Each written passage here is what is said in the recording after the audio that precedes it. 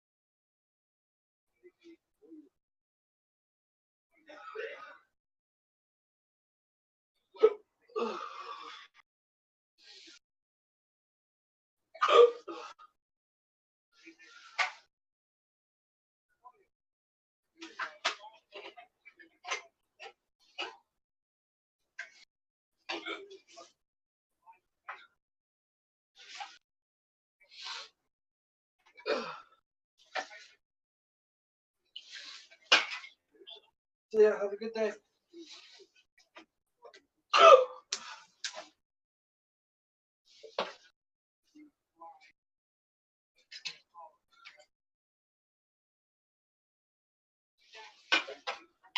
Oh.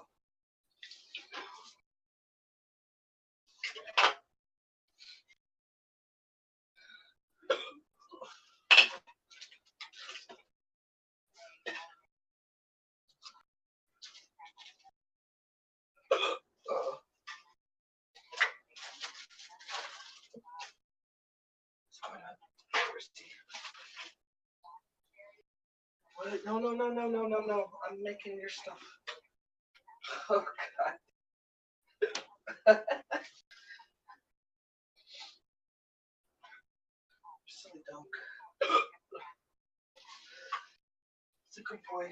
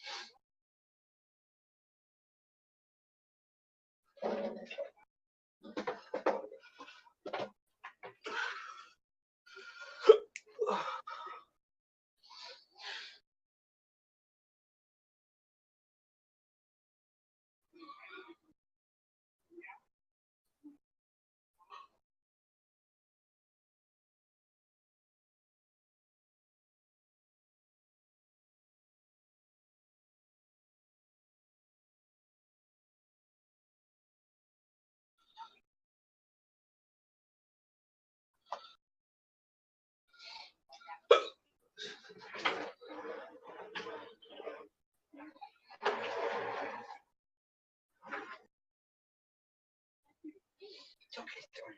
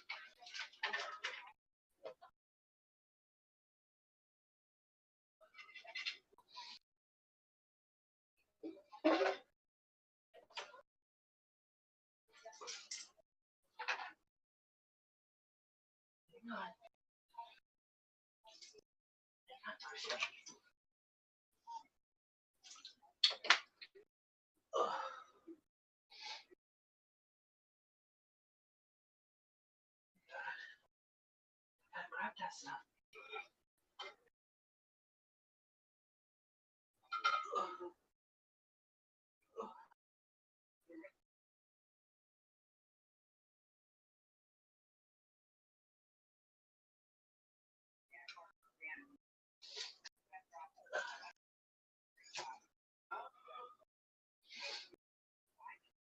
That's a good boy.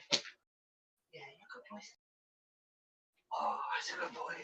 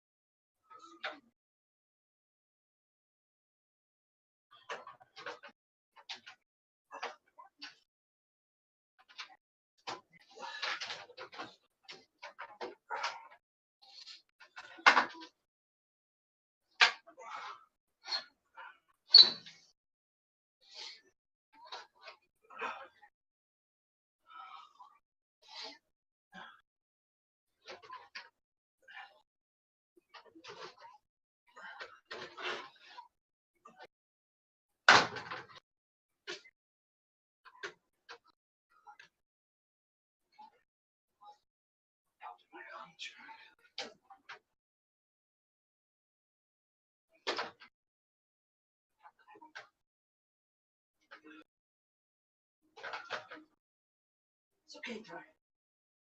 There you go. There you go. There you go. That's a good boy. Oh, he's a good boy.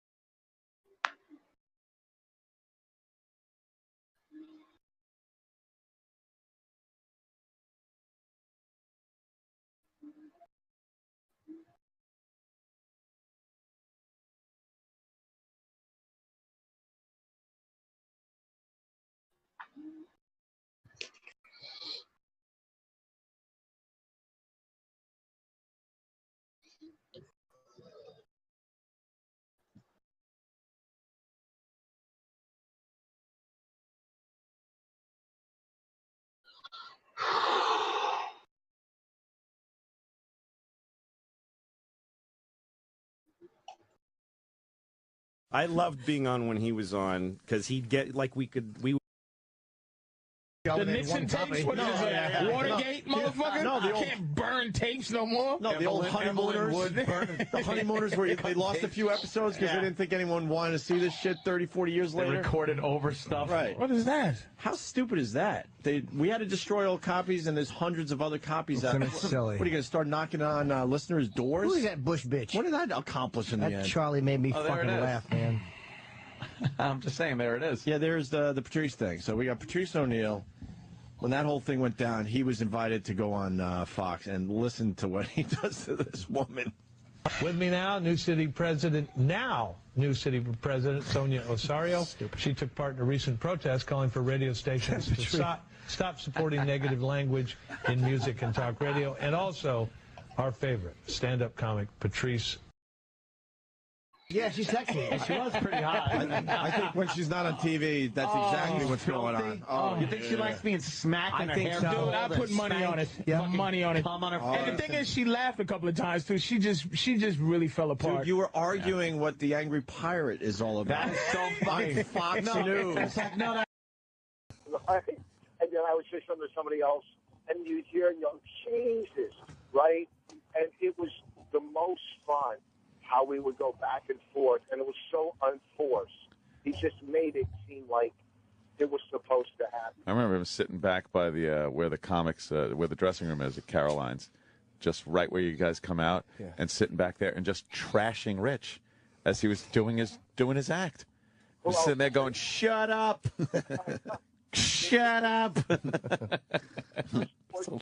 Was he with us that horrible New Year's Eve? Yes. And we went to the worst restaurant of Oh, our lives. yeah, you had a mouthful of like herring or some shit. Wait, was that with you guys then? We met you and your ex-girlfriend like years Yeah, ago. yeah. 2000, we were off the air at that point. We all went out. That was it. Yeah, it was with Melinda at the time. Yes. And we were walking down the street, and there was some homeless people, of course, out on the street. And we passed by, I guess, a couple of black homeless people. And then Melinda pulled out a $5 and gave it to one of the white homeless people, and Patrice just laid into her. So, look at you, you're a sweet little racist. And just started fucking pounding her. It was hilarious. The first time I met him was at the Cellar. I was like a year into comedy, and I was bright-eyed and bushy-tailed in New York. And I he'll walked knock in, that right out of you. Yeah, I walked in. I had really like curly, like froey hair and a big bushy beard. And him and Keith were talking, and I kind of knew Keith, and I wanted to chime in with my stupid whatever, and I go, you know what I think? And he just looks at me with the scrunchy face that you were talking about, Jim, and he goes, shut the fuck up, you halfway through a werewolf transformation.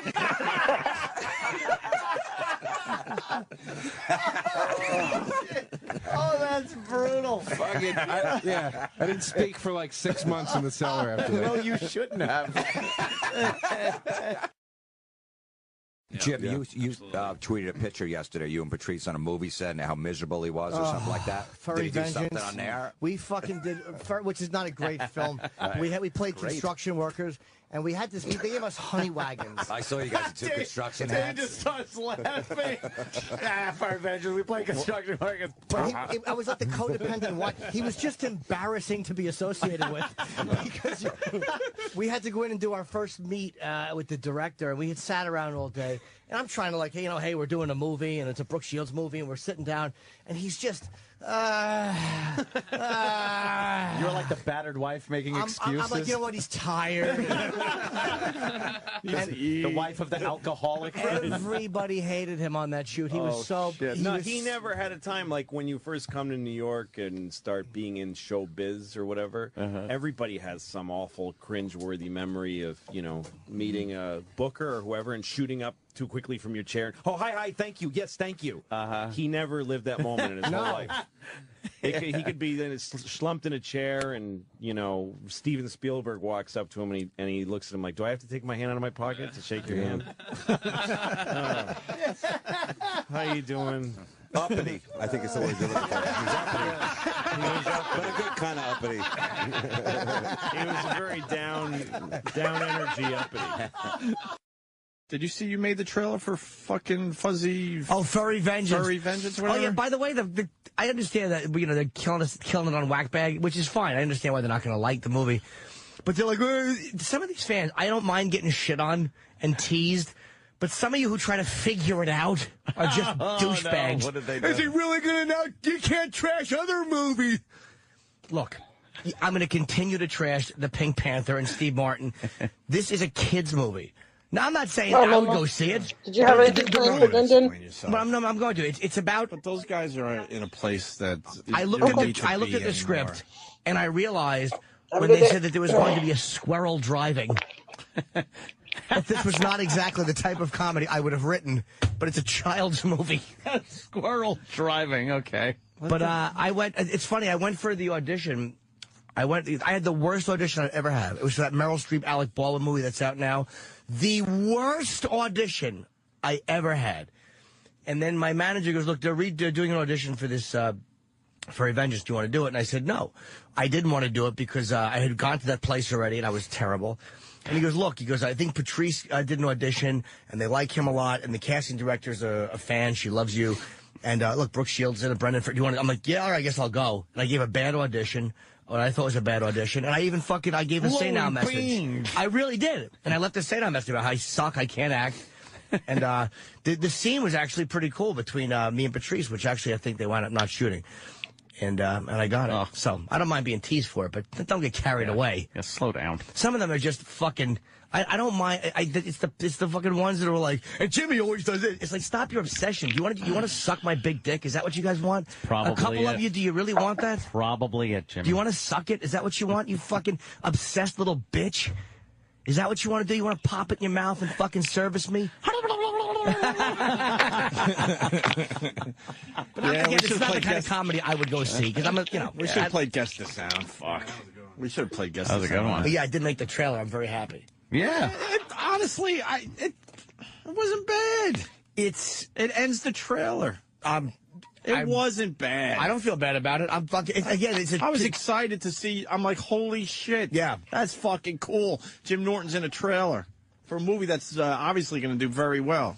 Maybe not with our demo, but it's going to do very well out there. It's not meant for fucking 35-year-old fucking white guys, which is my target demo. It's not the same. We're not going for the same group of people. And another movie that you're in the final cut, Cop Out. It's now called. It used to be called what? Two Dicks. Couple of Dicks. But he had to change that because they wouldn't have showed that. The Kevin Smith movie. Yeah. That fucking trailer looked great. Yeah, I saw it once. Pat a lot of funny lines in that trailer. Pat Famanaki says, "I'm in a trailer." And true, he is. Yeah, wow. Poor Pat. Well, Jimmy always does that. Does he? How do you know? Why do you go there then? Because they know, Jimmy. It's just odd. I don't understand. But don't go there anymore until they figure their shit out. They really need to figure their shit out. Most of them are cool. Yeah, well, that's the point I made, but they forgot about that. Yeah, most of them are cool, but they got to figure their shit out. And I don't mind, like I said, I don't mind getting fucking teased. I don't mind, because I deserve it. I talk a lot of shit. But it's the ones who think they're in the know. Yeah. Like, you're not in the know. Someone let me know when they figure their shit out, and fuck, I'll be there. I'll be there for them. Because most of them are cool. Yeah, and they were very supportive of the radio show. And most of them are cool, but they got to figure their shit out. That's what you got to do with message boards and radio shows. From time to time, you got to figure your shit out and adjust. On the set of the fucking movie me and Norton was on, Furry Vengeance, I was an ass. Really? Just an asshole. But not how I thought. I thought just being in the cut, away from people, one-word answers, walk away, was just...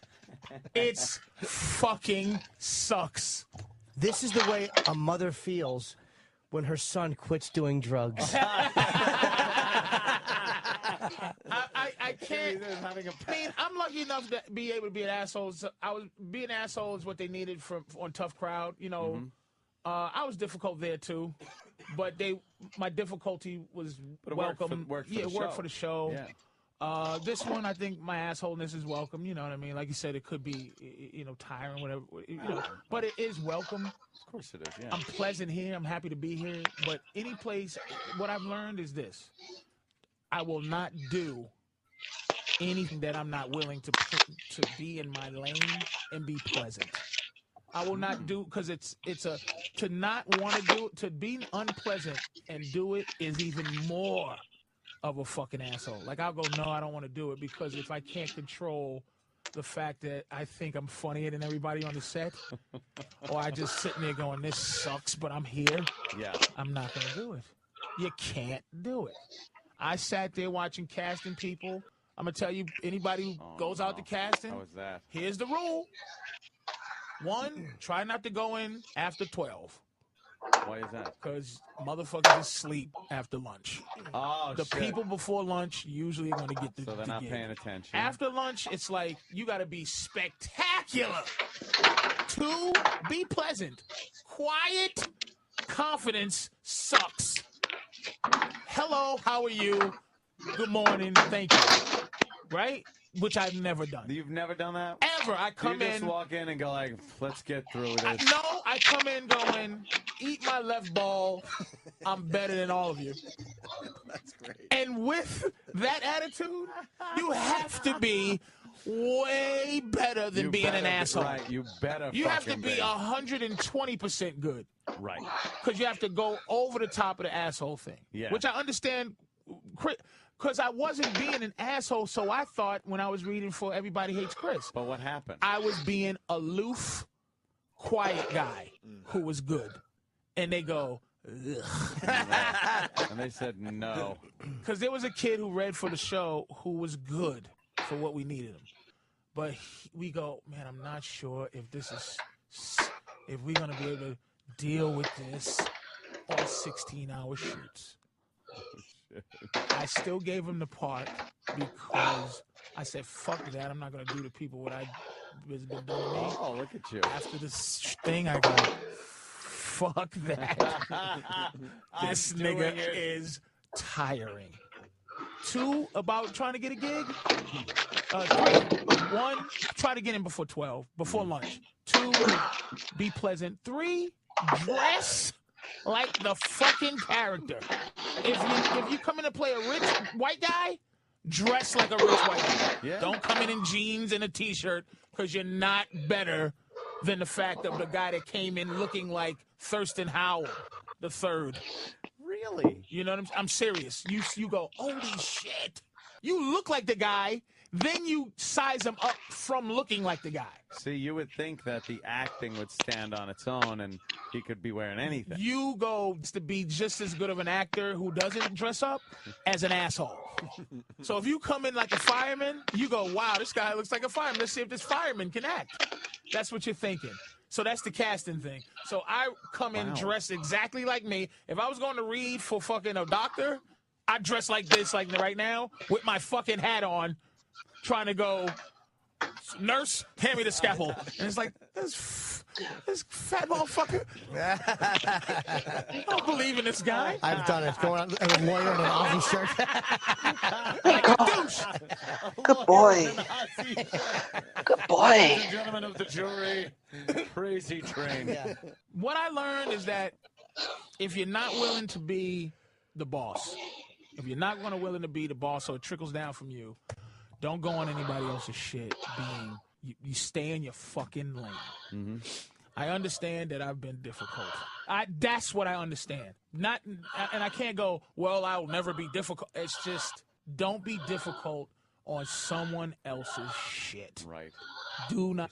So that's what I'm apologizing for, is being fucking an asshole. Fucking on everybody else's shit. And I understand what Chris Rock was meaning. Even though I was like, what the fuck? I didn't even do. But my attitude was enough. This is epiphany shit for you. Enough. That's why you can hire 60-40. He wasn't as good as this guy, but he was fucking pleasant. It's going to be easy to work with, so over the Easy long haul, it's going to be a lot fucking better. Yeah. work with. Deal with. So that was it. That's it. I apologize to the people that I've been difficult working Eat with. Eat my left ball. I'm better than all of you, huh? I like that. Yeah. You just walk in like you're confident. let me show you what I got. But no one gives a fuck. Mm-hmm. Mr. fucking good. That's. I'm sitting on Ferry Ventures going, this scene is beneath me. And you were right. 2% on Rotten Tomatoes. Oh, shit. It was a horror show, but I was there. That's the thing. Lee, I did the smart thing I did was stop fucking with The Office. I just was a bad energy. Everybody was happy. Good morning. I come in. No one wants to hear a guy who's 16th on the call sheet say, I don't want makeup. Breaks my skin out. You take the makeup, right? You take the makeup, you number 16 douche. Fuck. Wow, I thought you were only kidding. Furry Vengeance got 2%. Yes. It should have. Wow, there it is. Not doing well. 2%. It fucking should have. Did you guys know it was bad when you were filming? Dude, that guy Roger Cumble, I'm burning the bridge right now. Then why don't you? Because now you're going to go against everything you just put out there. Look at, he can't help himself in the end. He's still that fucking guy. What is it again? Eat my left ball and better than all of you. Go ahead. I'm burning a bridge. You can't. Roger Cumble. Wait, we can't allow you to do this. You just had this whole speech. I want to hear. Okay. I so want to You hear just about had Roger that- Cumble. Right. I'm still. I want to mentor others to not do what I did. Are you saying it's not worth it? It's too late for you? I've burnt my bridge. I have right now. I got gasoline feet, and any bridge I got is toilet paper. When I was younger, I'd burn a bridge and go, I'll swim across this motherfucker. Yeah. I'll build a boat, nigga. No bridge can stop me. But They do. now you get tired. But what happened with this guy? He just a visionless. Ant wants to hear it. Google him. Just Google him. Yeah. He's Ant wants not to hear it. interested. Visionless. Ant wants to hear it. And this is he just is gonna do. He's just not interested in goodness. Really? Yeah, it's just you go. Let me direct this fucking movie and add. It's just one of those things. And he's a guy that look if I was a director, I'd be like, man, I'd like to deal with some angst people because angst. Like everybody I know got some fucking angst. Colin is an ass. You're an. Everybody's kind of weird who got some talent. But it's just like you got to be like, yeah, just the fucking dancing imaginary squirrels and the skunk scenes. All right, Patrice, this is what I want you to do. I want you to skunk, and there's a skunk, and he comes out coughing, and and Brendan, we all got along and shit. He's just a professional doing the movie, but it's just like. Roger, it's just, and at the end we all got to do a dance and shit. I hope it's not in. I'm gonna try to sue to get my shit out of that movie. Do you do the dance, Jimmy? Yes, I do. Yes. Wait, you've never seen the video? And I was doing the dance with the scowl on my face, not happy to be there, guy. Wait, Rob saw the movie. I'm going to see if the dance scene with the animals. It's at the end. It's at the very end as the credits are rolling. Rob, did you see the dance? Yeah, I seen. Jimmy was in the dance at the end, and it was definitely cringeworthy. What about Patrice? They cut me out. I did not see Patrice. That was what I was really looking Difficult. for. They found a way to edit me out of there, as I should. Because you were being I'm difficult. an ass. They green screened your ass. They put a tree in your place or I something. don't blame them. I don't fucking. Matter of fact, I had a name in the movie. They changed it to Construction Worker 4. That means they got rid of a bunch that of your movie shit. went in Rome. I had a scene in there. They took me out of that. Jimmy Show and Anthony the dance. It's us dancing, and Patrice is in the back. It's us warming up. And Patrice isn't even moving. It's very bad. You refuse to warm up for the dance. I'm difficult. Wait, what are you looking at? Jimmy doing this dance is like I don't know what to say. Is Jimmy all in? He's all in. Jimmy was all in. All in practicing. He was dancing like a fucking maniac. And Patrice in the background, like, damn, Yeah. get the fuck out of here. But I was there. I should have stayed my fat ass home and not took it. That's what Patrice just said is absolutely right. It's like you can both look at that and go, ugh, this is not good. I didn't judge it as harshly as another film because it's a kid's film. It's like, who cares? Right. But the bottom line was I did show up, and I could have just easily said no. But I did show up, so I was like, fuck it. I can't shit on it big while I'm stars here. in the fucking movie. But what Billy was saying about Patrice, Yeah. I was thinking, that just reminded me when we started doing the show, and before we did Tough Crowd, we did it on NBC a couple of times. And I remember I was always like, oh, don't leave him alone. It was just like so new to the business. It was like the only thing he'd ever had. And I knew, like, don't leave him alone with any of these fucking NBC executives. Oh, shit, yeah. And then I remember one time just walking in it, and it was like a soundproof office. Like every time I left him alone with Lauren, anybody, something horrible would happen. But just a soundproof office. And it was like some guy from the West Coast was in town. And it was just him and the guy on the West Coast. And he was sitting there, and I looked over at the guy, and he had this horrified look on his face. And Patrice was talking as if, a couple of guys having a conversation. And I just walked in, and I heard, like, pussy and bitches. Like, he was just, like, spouting to this, like, white guy in his 50s in a fucking suit. But it's just like as if he's having a conversation with fucking, Will at the cellar. Yeah. And it's just like, and the guy just had this horrified, like, his face was pasty white. He gave no respect. No. That's what he would do, though. Yeah. Accurate description. He gave him no respect. Right, yeah. People that didn't deserve it. Another big producer once. I remember at the cellar, this guy was doing like a movie, and it was like, hey Patrice, like, and I thought I was still had I still said there had to be a slight scintilla of non-destructiveness. I go, Patrice, this guy's doing it. And the guy goes, hi, I heard a lot about you. Patrice is at the bar at the cellar, and he turns around like fucking royalty like this. And then just turns away. Oh, a little dainty handshake. Yeah. Do you know one time you had a meeting at Comedy Central? And, you know, you put on your I'm going to get a deal shirt and you go in there and you tap dance and you try to sell your stupid idea for a show. You know, he went in there and spent 45 minutes trashing the executives for putting Mind of Mencia on the air. And he just wouldn't let up. And then that was it. The meeting ended. Like, that was just basically I think he pitched his show in the final 3 minutes. He got the opportunity to go in there and decided he was just going to bash the show. Oh, man, that's fucking great. Just kept, and at the end, you know, he pitched his show for like 3 minutes. And I remember asking him why he did it. I go, why would you do that? And he just started laughing. I was thinking about all that stuff. You know, one time Bobby, do you remember the time that comedian came to town? He had the metal hand. What? Remember that? So this guy comes to town. He was missing his left hand, so he had like one of those 3-pronged left hand things. Everybody sees it. Nobody wants to say anything. And the great thing was it was his left hand. So when you met the guy, you just stuck out your right hand, and there was no problem. But everybody's thinking, what happened to his hand, right? So after he meets like 10 comics, he then meets Patrice, and Patrice sees the guy, and when he goes to shake his hand, instead of sticking out his right hand, he sticks out his left hand. And with the fake hand, like just out of instinct, stuck out his left hand and then sort of froze for a second. And then Patrice, with his big, dainty fingers, just grabbed one of the metal tongs, sort of shook it. And there was all this awkwardness, and then Patrice just goes, "What happened to your hand, man?" And like that's why I loved the name of his last special, Elephant in the Room, because that's what he always did. Yeah.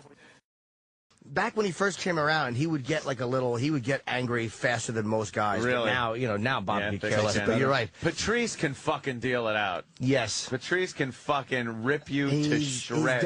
He's definitely in my top 2. Yeah, right, he's fucked. Here's the fun. Let me tell you, Patrice came out to L.A., right? Now, L.A. comics are nothing like us here in New York. We learned that a long time ago. Listen, I live out there, but I'm not on the circuit out there. I can't, I thank God that I'm able to tour and go out, because I can't deal like those guys. It's the most sensitive group of.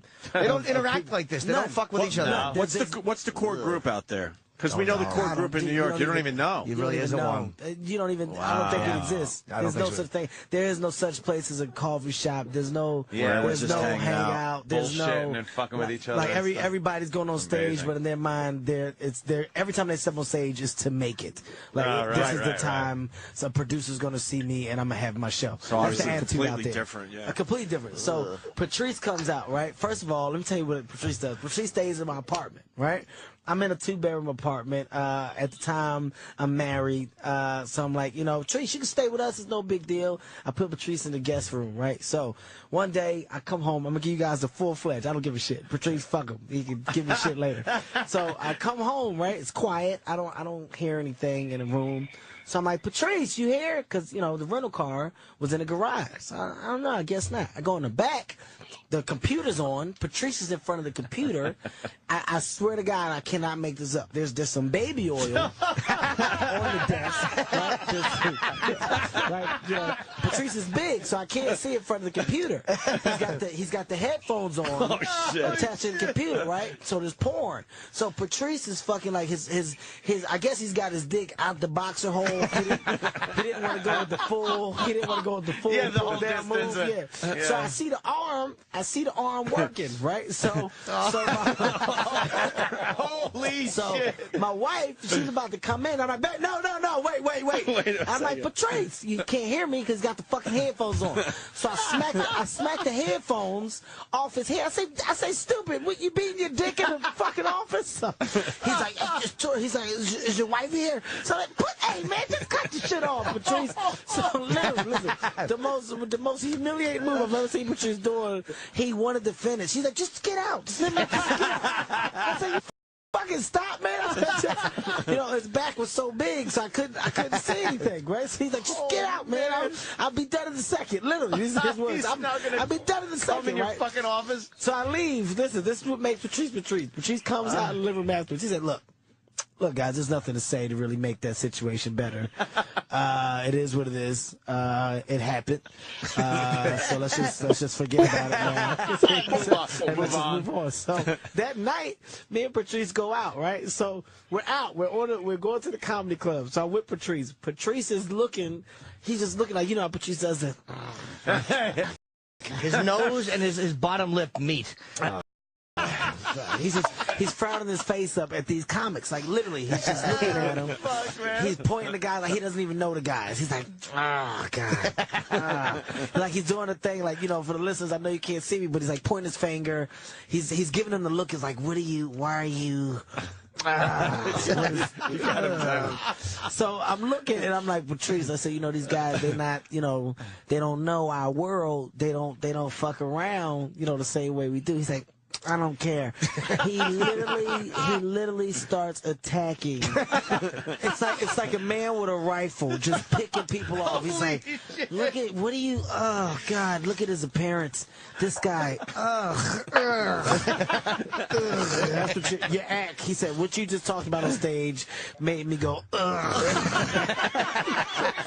He's just destroying Jim. He's laying there, these guys get mad. Who the fuck are you, man? Who do you think you are? Coming right. He's like, your voice. He's like, no matter what they said, his response is like, I'm the only one. I am on the floor. I'm cramping. I'm laughing so fucking hard. He's like, what is your notepad for? What are you writing down? What do you think? Did you take notes of what you just did? Let me see it. Let me see your book. The guy gives him the book. Patrice throws it. Throws his book. It's like this guy's hard work. Like he's been sitting there jotting down bits all day. Patrice chucked it. Hit a bottle of water somewhere across the room. Patrice, he's ruthless and hysterical when he fucking jumps on someone. Nobody matches Patrice's funny anger. Nobody at all. I don't care. No, he will rip you to pieces, and it will be hysterical. And with that, Patrice O'Neill, everyone. Patrice. Oh, fuck. Yeah, good morning. We got Kevin Hart in studio. And he's telling us what's going on. I told him about when I caught you beating off in my fucking apartment. You told him what? When you did what? When I caught you jerking off in my apartment. Oh, that was a long time ago. Yeah. It's still a funny fucking story. That's when me and Kev, that's before Kev stopped talking to me. 5 years ago. I wonder why he wouldn't want to talk to you. We had talked in about 5 years, and then I think that was the last time we talked about jerk off. No, we talked after that. We talked after that. I've seen you after that. This is when Kev. These are stories before Kev stopped running the other way. He see me coming. His career was taking off. Now I don't mind that. I don't mind that because his career is important. But when I see you, when I come walking towards you, and he sees white people near him, he runs. In front of white people. And I hear you guys cackling up a storm. Of course, 5 years ago, this is how I know Kev is famous. Because Jim Norton is giving him the famous laugh. And Kev 5 years ago was just a little nigger. He was a niglet. And now this nigga, I hear a story how famous Kev is. This is how famous Kev is, and I didn't know that. Because I don't have his number anymore. And now tell me if this is true, because this has me almost shaking in my ego boots. This fucker, there's a tour I hear coming up. Is this public knowledge yet, Kev? Go ahead, yeah, go ahead. Holy fuckballs! This is how big you talking. This is how famous this person is you're talking to now. The thing is called, Bernie Mac passed away, so the Kings of Comedy can't really do the full tour anymore. Right. So I I hear it's going to be a new Kings of Comedy tour, but there's no Bernie Mac. So here's the thing. There is no, like, fourth person to take Bernie Mac's place. It is called Three Kings and a Heart Tour. And Kev is the closer. I didn't realize this shit. Well, when the fuck did I win? Here's what I want to know. What put you over the top, Kev? Because we sit here and we cry, wondering what the fuck put you to that level. Was it Soul Plane? I don't. You know the sad part, Trees? Was it the fucking so seriously funny? I think it. I'm gonna tell you what. Become a household name. I'm gonna tell you what it was. I think it was probably seriously funny, but I'm gonna tell you some real shit though. Here's the thing with the Three Kings and the Heart tour. And this is gonna fuck you up. You know, I talk about it. I don't give a shit. They said it. They wanted to do. We were just supposed to do the one show All-Star Weekend, right? That's what we were supposed to do. And after that, they were talking about taking it out. So Steve Harvey was like, you know, I don't want to really do it. Because Bernie's not here, it's hard for me to go on stage like that without Bernie. He said, you know, so he didn't really feel comfortable. DL said and wanted to do it. And I was like, well, I'll All-Star Weekend because it was that big. So when they started talking about the other dates, before Steven said it, I was like, I don't want to do the whole tour because I don't want to be a part of that particular brand. Like I said, that brand has already been done. Shut the fuck up, nigga. Let me tell you. Let me tell you this horse shit. He didn't want to do it. Because this motherfucker is the ticket seller. Pretty much. Yes. So why join a less successful tour? That was a. I'm sorry. These are things I have to find out because after this horseshit phone call, we'll never talk again.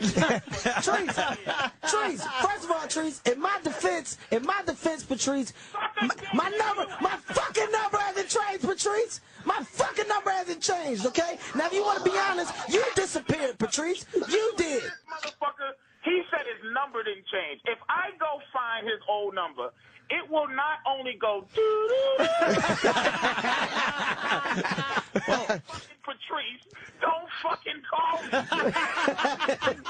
That'll be on the message. Why don't we do the challenge? Patrice can call right now, and Kevin can put his phone right next to the mic. Call right now, Patrice. Let's do the challenge right now. To find Kevin's number because this is how close me and Lil Kev used to be. Sorry, Mr. Hart. KH. Hey, it's K Hart, man. That's what they call me on the streets. And by the way, as much as I'm trying to hate on Kev, that fucking seriously funny had me in tears. Kev was just a funny guy. Man. Thank you, man. That shit was fucking funny. Patrice, hold on 1 second. I'm dialing Kevin's old number right now. And the phone's not ringing in front of us? No. Wait, no. In my defense, Jim definitely doesn't have the number. Patrice. Okay. Let's see. Which one of these is it? Hey, Jim, don't. Okay. Listen. Let me tell you. Listen. Let me show you how old the number is, Patrice. Hold on, Patrice. It's not real. Patrice, Jim has an 888 number in his phone for me. That used to be my beeper when I first came to New York. He's got 888-664. He's got my beeper number. That's how long. That's good news that Norton was never really your friend. That makes me happy. I had the old cells. Look, the time I jerked off at his house, man, those were the good old days. He did catch me, and I have to admit I was beating off his house because Kev at the time was the first one to have a Mac, and the porn just streamed. I was lonely, the porn was streaming, and I got caught. But, you know, this is a fun conversation because I ain't talked to the nigga in a long time. But Patrice caught me fucking in my garage. Me and my wife was fucking in the car because Patrice was upstairs. So Patrice came downstairs. He said, he called me, like, he waited like 45 minutes to call me.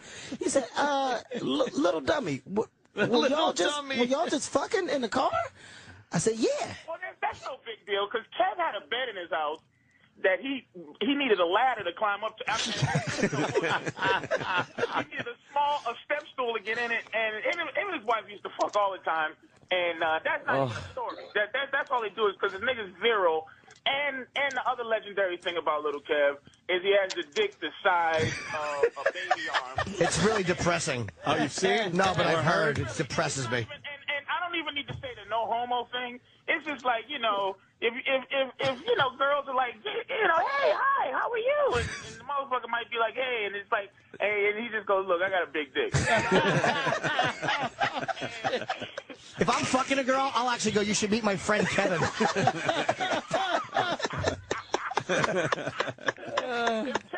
We could be hanging out with prostitutes, and Kev could pull his dick out and ruin everything, even for the prostitutes, because now they're like, well, if everybody's dick ain't that, like it was a collective. But it's a dick to have if you're gonna be famous, nigga. Hey, look. It was good to talk to you, and Anthony, we're doing this thing coming up? Yeah, we should talk about that real fast. We're going to Foxwoods poker tournament this Friday. We're going to play some poker and fucking you play poker, hang out with our wonderful listeners. Not really. I downloaded something on the iPad to try to learn. I don't want to be a sucker. Nah, you'll be great. Yeah, it's a poker tournament at Foxwoods Resort and Casino. It's this Friday. In while you're talking to your special guest, I know I've been downgraded to I'll see you Friday. Hey, Patrice. I love Patrice, man. Everybody having a fucking great time. I could come down. I'm not doing nothing. I'm retired. Patrice. Yeah, we should have had Patrice in today. You should have brought him fucking in. I don't know why we didn't. Patrice. Hey, for real, don't be an asshole right now. I'm dead serious. Jim's got your shit, right? My number? Yeah. Don't call me nigga. No, I'm calling. Let's go eat today, for real. I ain't seen you, man. I'm not going to eat with you, no. See, this is what he says. Listen. He's difficult. No, he's we all know difficult. that Patrice is very difficult. You know how hard it is for him to turn down a meal? We're all on the same page. Patrice is difficult. Don't fucking be my friend on the radio, you cocksucker. I want a story of me jerking off to you motherfucker. 3 days.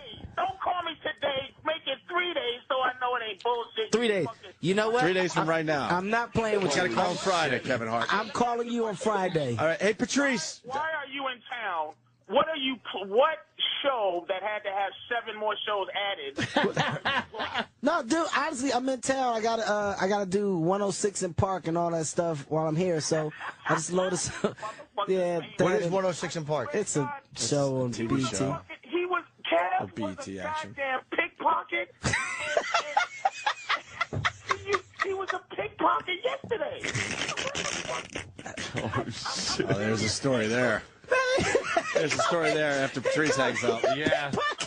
A pickpocket. You know what? I can't play like that. No. He's saying like when did it happen? That's what he's saying. Yeah, Kev wasn't a fucking pickpocket. Actually, right. I have to say that. I'm joking around.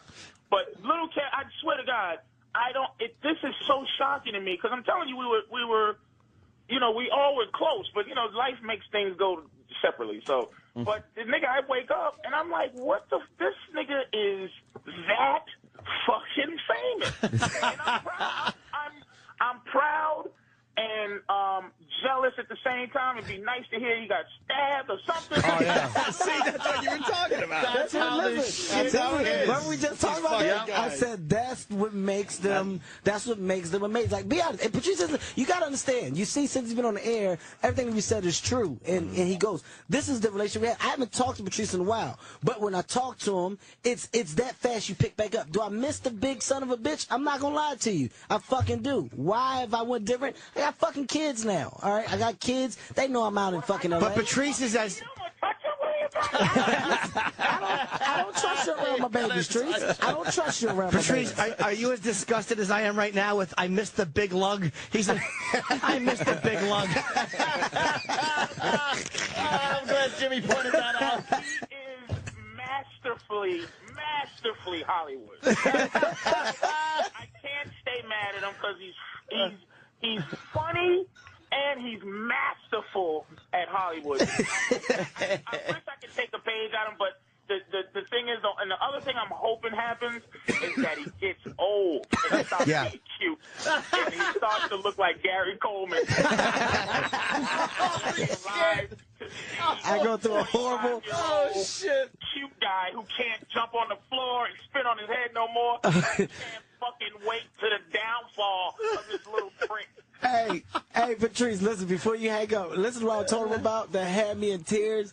Dude, do you remember when we were in L.A. and we went out and we was at the comedy clubs? You were so disgusted with the circuit and the people, you just started bashing the comics, but you were doing I have no bridges left in